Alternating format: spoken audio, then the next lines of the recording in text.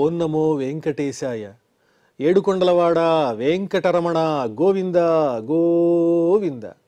శ్రీ శ్రీనివాస శ్రీ వెంకటేశ గోవింద గోవింద. కలియుగ ప్రత్యక్ష దైవం శ్రీనివాస పరబ్రహ్మ అనుగ్రహ విశేషంతో శ్రీమద్భాగవతంలో అష్టమ స్కంధంలోని విశేషాలు యథాశక్తి తెలుసుకుంటున్నాం. నారాయణం నమస్కృత్య నరం చైవ నరోత్తమం దేవీం సరస్వతీం వ్యాసం తతో జయముదీరయేత్. వామనమూర్తి దివ్య వైభవాన్ని, శ్రీ మహావిష్ణువు యొక్క లీలా విశేషములన్నీ ఆ శుకయోగీంద్రుల వారు పరీక్షిన్ మహారాజుకి వర్ణించి చెప్పారు. అది విన్న తరువాత ఆ పరీక్షిన్ మహారాజులో ఇంకా కుతూహలం పెరిగిపోయింది. ఆ శ్రీ మహావిష్ణువు యొక్క దివ్యమైన తత్వాన్ని తెలుసుకోవాలి, ఆయన అవతార విశేషాలని చక్కగా స్మరించుకోవాలనేటువంటి తపనతో ఈ విధంగా ప్రశ్నిస్తున్నాడు. 24వ అధ్యాయం అష్టమ స్కంధంలో చివరి అధ్యాయం ఇది. రాజోవాచ భగవన్ శ్రోతుమిచ్ఛామి హరేరద్భుత కర్మణః అవతార కథామాద్యాం మాయామత్స్య విడంబనం. స్వామి, ఓ శుకయోగీంద్ర, ఆ పరమాత్ముడు ఎన్నో అవతారములు ధరించాడు. అందులో మత్స్యావతారం కూడా ఉంది కదా, చేప రూపంలో కూడా స్వామి అవతరించాడు. ఆ అవతారాన్ని గురించి తెలుసుకోవాలని నాకు చాలా కుతూహలంగా ఉంది. అద్భుత కర్మణః హరేహే, అద్భుతమైన కర్మలను చేసేటువంటి ఆ పరమాత్ముని దివ్య లీలా విభూతుల్ని వర్ణించి చెప్పండి. అవతార కథా మాద్యాం, మొట్టమొదటి అవతారంగా వర్ణించబడినటువంటి మాయా మత్స్య విడంబనం, స్వామి యొక్క లీలలకు మాయా విశేషాలకు నిదర్శనమైన ఆ మత్స్యావతార వైభవాన్ని గురించి వర్ణించి చెప్పండి అని అడుగుతూ, యదర్థమదదాద్రూపం మాత్స్యం లోక జుగుప్సితం తమః ప్రకృతి దుర్మర్షం కర్మగ్రస్త ఇవేశ్వర. ఓ మహర్షి, మత్స్యావతారం అనగానే అది ఆ పదాన్ని చేప అని వినంగానే అందరి మనసుల్లో ఒక రకమైనటువంటి జుగుప్స కలుగుతుంది. ఆ అవతారాన్ని పరమాత్ముడు ఎందుకు ధరించాల్సి వచ్చింది? ఉత్తమమైనటువంటి అవతారాలే కదా స్వామి ధరించేది. ఈ రూపాన్ని ఎందుకు పొందారు ఆయన? తమః ప్రకృతి దుర్మర్షం, ఈ మత్స్యావతారం అనేది తమో ప్రధానమై ఉన్నది, సహించలేనిది కదా. సాధారణమైనటువంటి జీవుడు మాయల్లో పడి అనేక రూపాల దేహాలు ధరిస్తాడు. తాను చేసేటువంటి కర్మలను అనుసరించి అందులో ఎన్నో రకాలైనటువంటి అవతారాలు ఉంటాయి, ఎన్నో రకాలైనటువంటి దేహాలు ఉంటాయి, ఎన్నో రూపాలు పొందుతూ ఉంటాడు. ఎందువల్లంటే కర్మల్ని చేస్తాడు కాబట్టి. మరి ఈ కర్మలకు వీటన్నిటికీ అతీతుడైనటువంటి పరమాత్ముడు కూడా ఈ విధంగా మత్స్యావతారాన్ని ధరించటం ఏమిటి? ఆయన ఈశ్వర, స్వతంత్రుడు కదా. స్వతంత్రుడైన వాడు ఇలాంటి రూపాన్ని ధరించటం ఏమిటో, అవతరించటం ఏమిటో నాకు అర్థం కాలేదు. ఏతన్నో భగవన్ సర్వం యథావత్ వక్తుమర్హసి ఉత్తమ శ్లోక చరితం సర్వలోక సుఖావహం. ఓ మహర్షి, ఉత్తమమైనటువంటి ఈ విషయాన్ని నాకు చెప్పండి. ఎలా జరిగిందో ఆ విశేషాలన్నీ వర్ణించి చెప్పండి. ఉత్తమ శ్లోకుడు, పవిత్రమైన చక్కని సద్గుణాలు కలిగినటువంటి చరిత్ర కలిగినటువంటి సమస్త లోకాలను అనుగ్రహించేటువంటి ఆ పరమాత్ముని గురించి నాకు వర్ణించి చెప్పండి. ఎందువల్లంటే ఆ చరిత్రలు శ్రవణం చేస్తేనే లోకాలన్నిటికీ సుఖంగా ఉంటుంది, ఆహ్లాదంగా ఉంటుంది. సూత ఉవాచ, అలా అడిగిన తరువాత, ఇత్యుక్తో విష్ణురాతేన భగవాన్ బాదరాయణి ఉవాచ చరితం విష్ణో మత్స్య రూపేణ యత్కృతం.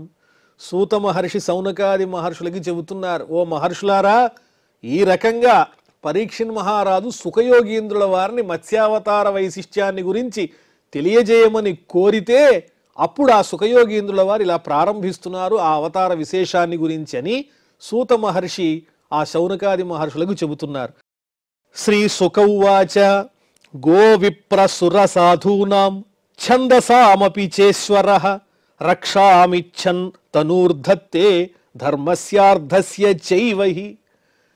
ఓ పరీక్షిన్ మహారాజా, ఆ శ్రీ మహావిష్ణువు ఏ రూపాన్ని ధరించినా అది లోక కళ్యాణం కోసమే, అందులో ఒక అంతరార్థం అనేది ఉంటుంది. గోవులను బ్రాహ్మణోత్తములను, దేవతలను, సాధు సజ్జనులను, తనను ఆరాధించేటువంటి భక్తులను, అలాగే ఛందసాం వేదములను, వీటన్నింటినీ రక్షించటం కోసమే ఆయన అనేక రకాలైనటువంటి దేహములను ధరించినట్లుగా కనిపిస్తూ ఉంటాడు. ధర్మాన్ని, అర్థాన్ని కాపాడాల్సినటువంటి వాడు అతడే కదా. అందువల్ల గో, విప్ర, సుర, సాధు, అదేవిధంగా వేద, వీటన్నింటినీ రక్షించటం కోసం, ధర్మార్థములను కాపాడటం కోసం ఆ పరమాత్ముడు అనేక రకాలైన రూపాలు ధరిస్తూ ఉంటాడు. ఉచ్చావచేషు భూతేషు చరన్వాయురివేశ్వర నోచ్చావచత్వం భజతే నిర్గుణత్వాత్ ధియో గుణై.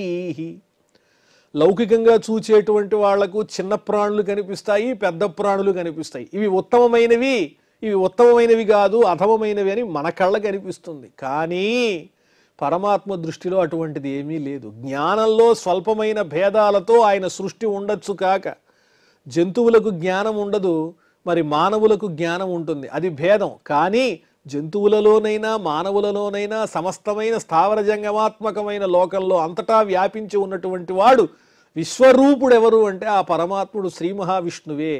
ఆయన దృష్టిలో వీళ్ళు తక్కువ, వీళ్ళు ఎక్కువ అనేటువంటి భేదభావం ఏమాత్రం లేదు. ఎలాగా అంటే వాయువు ఏ విధంగా ప్రసరిస్తూ ఉంటాడు, నేను ఉత్తమమైనటువంటి పదార్థాల మీద మాత్రమే పయనించి వెడతాను, ఇంకెక్కడికి వెళ్ళను అనుకుంటాడా? ఎక్కడికైనా ప్రసరిస్తాడు.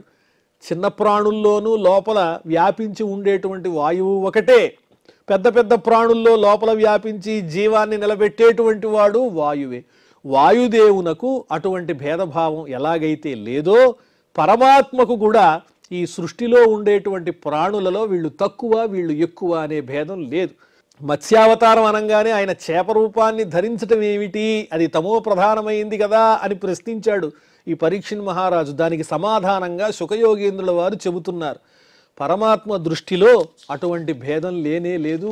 వాయువు అన్నిటి యందు సమానంగా వ్యాపించి ఉన్నట్లుగా అన్ని జీవరాశుల్లోనూ పరమాత్ముడు వ్యాపించి ఉంటాడు. ఆసీదతీత కల్పాంతే బ్రాహ్మో నైమిత్తికో లయః సముద్రోపప్లుతాస్తత్ర లోకా భూరాదయో నృప. గడిచిపోయినటువంటి కల్పంలో అతీత కల్పాంతే, ప్రస్తుత కల్పం కాకుండా గడిచిపోయినటువంటి కల్పము యొక్క చివరలో బ్రాహ్మో నైమిత్తికో లయః, బ్రహ్మ వల్ల ఏర్పడేటువంటి ఒక నైమిత్తికమైన, ఒక నిమిత్తాన్ని అనుసరించినటువంటి ప్రళయం అనేది వచ్చింది. నైమిత్తిక లయము అది ఎవరి నిమిత్తంగా వచ్చిందంటే బ్రహ్మగారి వల్ల. బ్రహ్మణః నిద్రాయాభవః తేనైవ నిమిత్తేన జాతః అంటే బ్రహ్మగారి యొక్క నిద్ర వల్ల ఏర్పడేటువంటి నైమిత్తిక ప్రళయం వచ్చింది. సముద్రోపప్లుతాస్తత్ర లోకా భూరాదయో నృప. ఆ ప్రళయం వల్ల ఏం జరిగింది, బ్రహ్మగారు సృష్టి చేసి చేసి అలిసిపోయి కాస్త నిద్రించాలనుకున్నారు. ఆయనకు పగలు గడిచి రాత్రి సమీపించింది, ఆయన కూడా విశ్రాంతి తీసుకోవాలి. ఆ సమయంలో వచ్చేదే ఈ నైమిత్తికమైనటువంటి ప్రళయము.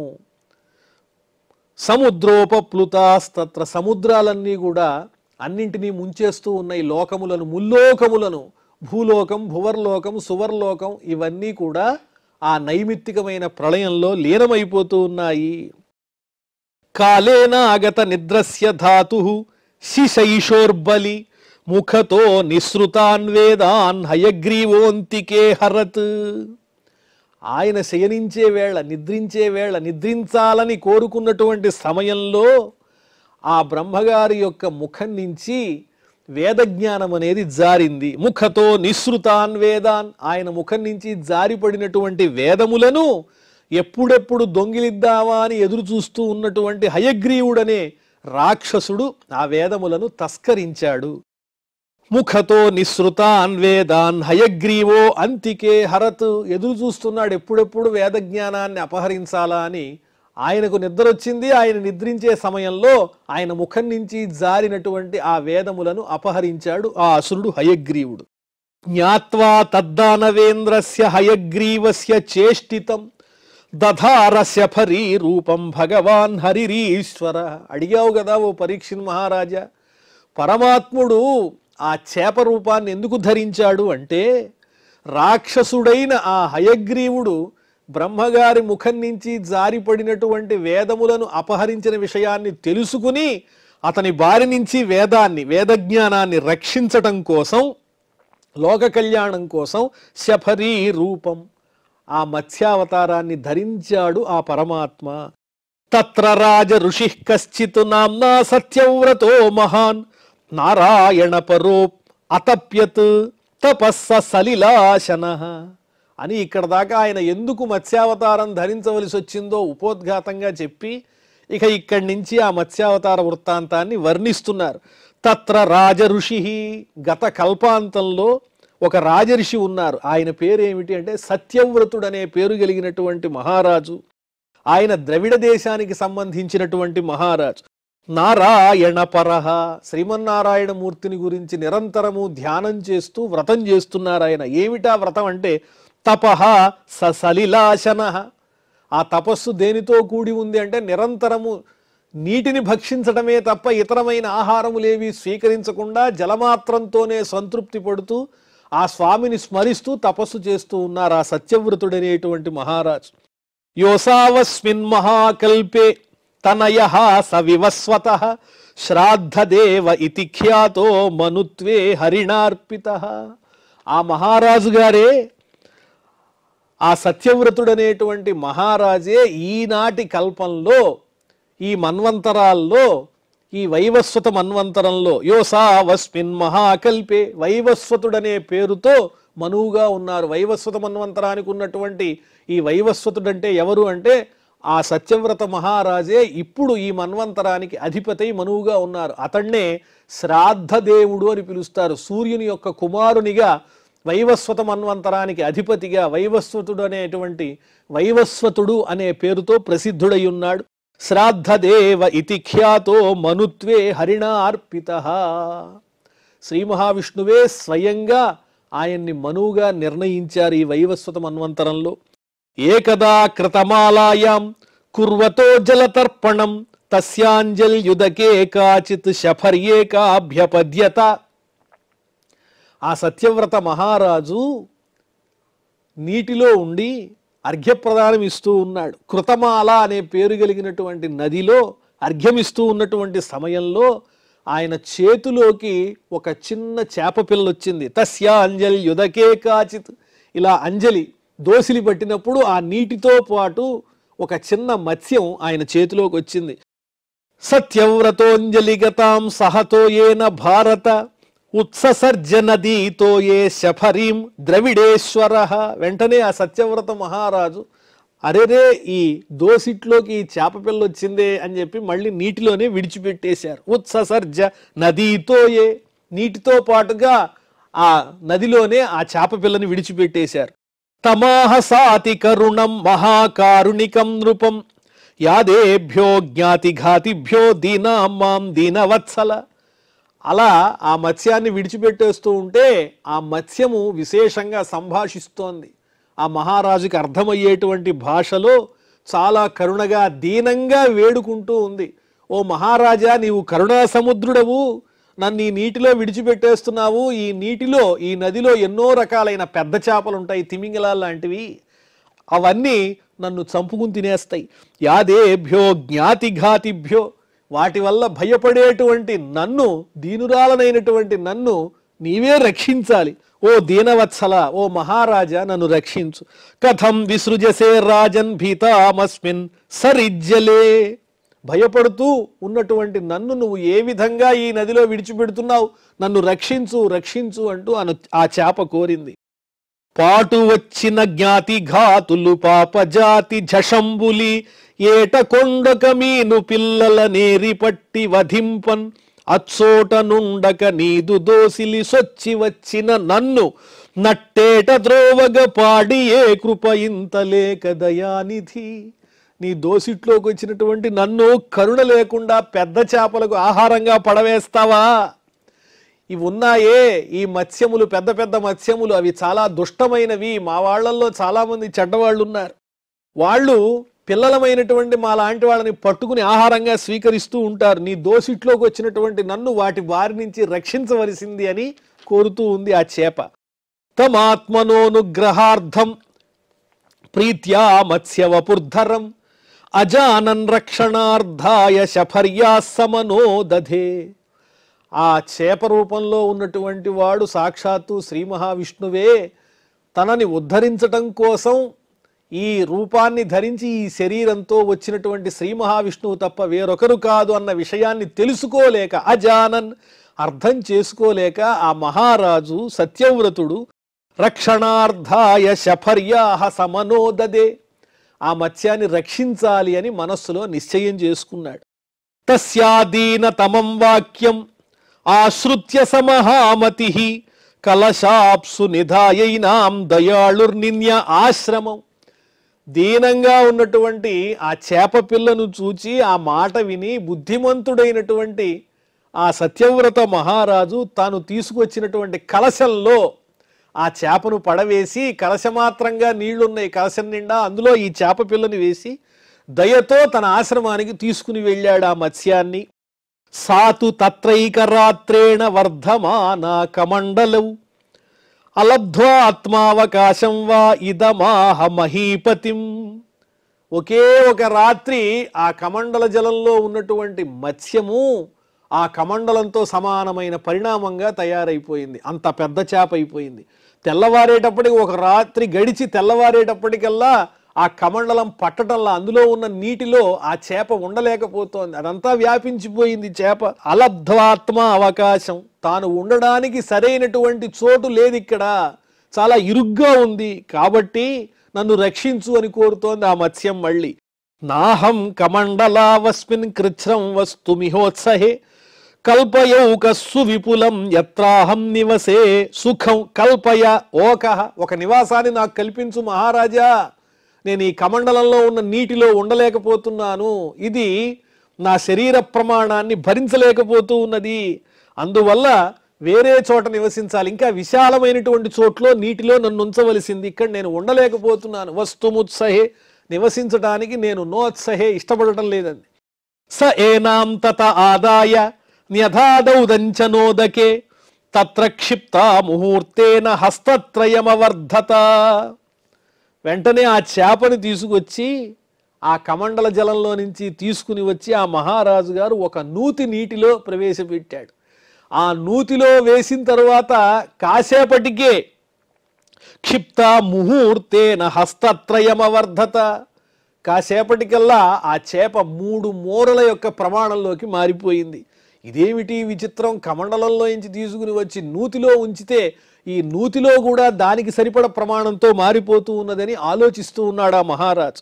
నమే ఏతదలం రాజన్ సుఖం వస్తు ముదంచనం పృథుదేహి పదం మహ్యం యత్వాహం శరణంగత. ఓ మహారాజా, నిన్ను నమ్మి శరణు కోరి నీతో పాటు వస్తే నన్నిలా ఇరుగ్గా ఉండే చోట్లో నీటిలో అట్టే పెడతావా? ఈ ప్రదేశం నాకు చాలటం లేదు, ఈ నూతి వైశాల్యం నా ప్రమాణానికి సరిపోదు. నమే ఏతదలం రాజన్, ఇది నాకు సరిపోదు కాబట్టి పృథుదేహి పదం మహ్యం, ఇంతకన్నా విశాలమైనటువంటి పెద్ద ప్రదేశం ఉంటే నాకు చూపించు. యత్వాహం శరణంగత, నేను నిన్ను వేడుకున్నాను కదా, సరైన ప్రదేశాన్ని చూపించమని కోరుతున్నాను కదా, నన్ను అక్కడికి తీసుకువెళ్ళని చెబుతోంది ఆ మత్స్యం. తత ఆదాయ సారాజ్ఞ క్షిప్తారాజన్ సరోవరే తదావృత్యాత్మనా సోయం మహామీనోన్వర్ధత. ఆ మహారాజు ఈ విచిత్రాన్ని చూచి ఆశ్చర్యపోయి, ఇదేమిటి, ఆ సముద్రంలో ఆ నదిలో చిన్న చేప పిల్లగా దొరికినటువంటి ఈ మత్స్యాన్ని కమండల జలంతో తీసుకొచ్చాను, ఆ కమండలంలో చోటు చాలకపోయేసరికి నూతిలో ఉంచాను, అది కూడా ఇప్పుడు సరిపోకుండా వేరే చోటికి తీసుకువెళ్ళమంటోందని ఆశ్చర్యచకితుడై మళ్ళీ అక్కడి నుంచి తీసుకుని వెళ్ళి ఒక చక్కటి సరస్సు చూచి ఆ సరస్సులో ప్రవేశపెట్టాడు ఆ మీనాన్ని. తత ఆదాయ సారాజ్ఞ క్షిప్తారాజన్ సరోవరే తదావృత్యాత్మనా సోయం. తదా ఆత్మనా ఆవృత్య, ఆ సరస్సుని కూడా తన శరీర ప్రమాణంతో బాగా విస్తరించేసి ఇప్పుడు ఆ సరస్సు కూడా సరిపోవట్ల. సరస్సంతా ఆ ఒక్క మత్స్యమే కనిపిస్తోంది, మీనమే కనిపిస్తూ ఉన్నది, బాగా పెరిగిపోయింది. మళ్ళీ ఓ మహారాజా, ఈ సరస్సు కూడా నాకు సరిపోవటం లేదయ్యా, నిన్ను వేడుకున్నాను, నన్ను ఇంతకన్నా పెద్ద చోట్లో నీటిలో ప్రవేశపెట్టు. నైతన్మే స్వస్థయే రాజన్ ఉదకం సలిలౌకసః నిధేహి రక్షాయోగేన హ్రదే మాం అవిదాసిని. చాలనటువంటి నీళ్లలో నన్ను ప్రవేశపెట్టడం కాదు, నా ప్రమాణానికి తగినంతగా ఉండేటువంటి చోటు ఎక్కడుందో అక్కడ నన్ను నీవు ప్రవేశపెట్టు. నైతన్మే స్వస్థయే రాజన్ ఉదకం సలిలౌకసః. ఈ నీటిలో నేను ఉండలేకపోతున్నాను, ఈ సరస్సు నీటిలో నాకు ఇది మంగళప్రదమైనది కాదు. అందువల్ల నన్ను నీవు రక్షించాలనుకుంటే హరదేమామవిదాసిని, ఏనాటికి నశించిపోని నీరు గల పుష్కలంగా ఎప్పుడు ఎండిపోకుండా ఉండేటువంటి పెద్ద సరస్సులో నన్ను ప్రవేశపెట్టు అని కోరింది. ఇత్యుక్త సోనయన్మత్స్యం తత్ర తత్రావిదాసిని జలాశయే సంమితం తం సముద్రే ప్రాక్షిపత్ ఝషం. ఈ విధంగా నదిలో గాని నదిలో నుంచి చేపపిల్లగా వచ్చినటువంటి ఆ మత్స్యం ఆ నూతిలో ప్రమాణం పెరిగిపోయింది, అక్కడి నుంచి సరస్సులోకి వచ్చి అక్కడ ప్రమాణం పెరిగిపోయింది, అక్కడి నుంచి తీసుకొచ్చి ఇంకో పెద్ద సరస్సులో ఉంచితే ఆ పెద్ద సరస్సును కూడా వ్యాపించేసింది. అనయత్ మత్స్యం తత్ర తత్ర అవిదాసిని. ఆ మత్స్యం కోరిన విధంగానే ఏనాటికి క్షీణించినటువంటి ఎండిపోని నీరు కలిగిన పెద్ద హ్రదంలో పెద్ద సరస్సులో ప్రవేశపెట్టాడు ఆ మహారాజు. అక్కడ కూడా సరిపోలేదు, వెంటనే ఆ ప్రమాణంతో ఆక్రమించేసింది ఆ మత్స్యం. ఇక జలాశయే సమ్మితంతం సముద్రే ప్రాక్షిపత్ ఝషం. ఇక ఈ జలాశయాలేవి మత్స్యానికి సరిపోవు అని అర్థం చేసుకుని ఆ మహారాజు వెంటనే దాన్ని తీసుకుని వెళ్ళి సముద్రే ప్రాక్షిపత్, పెద్ద సముద్రంలో ప్రవేశపెట్టాడు. క్షిప్యమాణస్తమాహేదం ఇహమాం మకరాదయః అదంత్యతి బలా వీర మానేహోత్సృష్టుమర్హసి. ఈ విధంగా ఆ సముద్రంలో ప్రవేశపెట్టబడినటువంటి ఆ మత్స్యం అంటోంది, ఓ మహారాజా, నిన్ను నమ్మి నేను వస్తే రక్షిస్తానని చెప్పి మళ్ళీ నన్ను ఈ సముద్రంలో ప్రవేశపెడుతున్నావు. ఈ సముద్రంలో పెద్ద పెద్ద మొసళ్ళు ఉంటాయి, హింసించేటువంటి ఎన్నో రకాలైనటువంటి జీవరాశులు ఉంటాయి, చాలా బలవంతమైనవి, వాటి ప్రమాణం నేను చెప్పడానికి వీలుండదు. వాటిలో నన్ను ప్రవేశపెడితే అవి నన్ను తినేస్తాయి, నాకెంతో భయంగా ఉంది, దయచేసి ఈ సముద్రంలో నన్ను విడిచిపెడితే ఎట్లా చెప్పు అని అంటోంది. ఇంకెక్కడ విడిచిపెడతాడు? చిన్న చిన్న నూతుల్లోనూ సరస్సుల్లోనూ ఇంకెక్కడా పట్టనటువంటి ఈ పెద్ద మత్స్యాన్ని అసలు నీటికే స్థానమైన జలనిధి అయినటువంటి సముద్రంలో ప్రవేశపెడితే అక్కడ కూడా ఇమడలేకపోతున్నానని చెబితే ఇంకా ఆయనకి ఏం చేయాలో అర్థం కాలేదు. ఆలోచన కలిగింది, ఓహో ఇదంతా ఏదో మాయ, నేను రోజు నీటిని మాత్రమే ఆహారంగా స్వీకరించి ఏ పరమాత్మ కోసమైతే వ్రతం ఆచరిస్తున్నానో ఆ పరమాత్ముడు నన్ను అనుగ్రహించటానికి ఈ స్వరూపంలో వచ్చి ఉంటాడు అని అప్పటికీ ఆ సత్యవ్రత మహారాజునకు మెదిలింది హృదయంలో. ఏవం విమోహితస్తేన వదత వల్గు భారతీం తమాహకో భవానస్మాన్ మత్స్య రూపేణ మోహయన్. ఈ విధంగా మహారాజుని మోహపెడుతూ వల్గు భారతి మనోహరమైన మాట మాట్లాడుతోంది. ఏమి ఎరగని అమాయకమైనటువంటి మాటలు మాట్లాడుతూ ఉంటే అప్పుడు మహారాజు అడిగాడు, తమాహ కో భవ, నువ్వు ఎవరు? ఎందుకు ఈ విధంగా నన్ను పరీక్షిస్తున్నావు? ఈ మత్స్య రూపాన్ని పొంది నన్నెందుకు మోహపెడుతున్నావు? మత్స్య రూపేణ మోహయన్, అదేమిటో నాకు అర్థం కావటం లేదు. నీ గొప్పతనాన్ని నేను తెలుసుకోలేకపోతున్నాను, నీ మాయను నేను భరించలేకపోతూ ఉన్నాను, ఇక నన్ను పరీక్షించద్దు, దయచేసి నన్ను అనుగ్రహించవలసింది అని కోరాడు ఆ మహానుభావుడు. నైవం వీర్యో జలచరో దృష్టోస్మాభిశ్రుతోపివ యో భవాన్ యోజన శతం అహ్నాభివ్యానసే సరహ. నీవు ఇలాంటి మత్స్యాన్ని, చిత్ర విచిత్రమైన విలక్షణమైనటువంటి ఇంత పెద్ద చేపను ఒకే ఒక రోజులో పెరిగిపోతూ అంతకంతకు ఆక్రమించి సరస్సుల్ని సముద్రాన్ని కూడా వ్యాపించేటువంటి ఇలాంటి మత్స్యాన్ని నేను ఎప్పుడూ చూడలేదు, వీటి గురించి గతంలో వినలేదు కూడా. నువ్వెవరో చెప్పు. ఒక్క రోజులో 100 యోజనాల పొడవున్నటువంటి సరస్సుతో సమానంగా పెరిగిపోయావంటే ఇంత పెరుగుదల సామాన్యమైనటువంటి మత్స్యములకు ఉండదు. దయచేసి నువ్వెవరో చెప్పు, నీ పరీక్షను అర్థం చేసుకునేటువంటి పరిస్థితి నాకు లేదు అని చెప్పి ఆ మహారాజు ప్రార్థించాడు. నూనంతం భగవాన్ సాక్షాత్ హరిర్నారాయణో వ్యయః. ఓ మత్స్యమా, విలక్షణమైన మత్స్యమా, నీవు కేవలము మత్స్యానివి కాదు, ఈ రూపాన్ని ధరించి వచ్చినటువంటి సాక్షాత్తు శ్రీహరి శ్రీమన్నారాయణమూర్తివే. అనుగ్రహాయ భూతానాం, నిన్ను ఆశ్రయించినటువంటి భక్తులను ప్రాణులను రక్షించటం కోసమే జలౌకసాం రూపం ధత్సే, నీటిలో నివసించేటువంటి ఈ మత్స్య రూపాన్ని ధరించి మాతో ఆటలాడుకుంటున్నావు, నీవు శ్రీ మహావిష్ణువు తప్ప వేరొకరు కాదు అని ఇన్ని రకాలైనటువంటి మాయలతో స్వామి తన ప్రమాణాన్ని పెంచిన తరువాత ఆ సత్యవ్రత మహారాజు తెలుసుకుని ఆ మీనాన్ని ప్రార్థించాడు. మరి ఆ తర్వాత ఏం జరిగిందో మనం మళ్ళీ తెలుసుకుందాం. ప్రస్తుతం క్షమా ప్రార్థనాదులతో ఈ కార్యక్రమాన్ని పరిసమాప్తం చేసుకుందాం. అథ క్షమా ప్రార్థన. యదక్షర పదభ్రష్టం మాత్రాహీనంచ యద్భవేత్ తత్సర్వం క్షమ్యతాం దేవ నారాయణ నమోస్తుతే. శ్రియః కాంతాయ కళ్యాణ నిధయే నిధయేర్థినాం శ్రీవేంకట నివాసాయ శ్రీనివాసాయ మంగళం.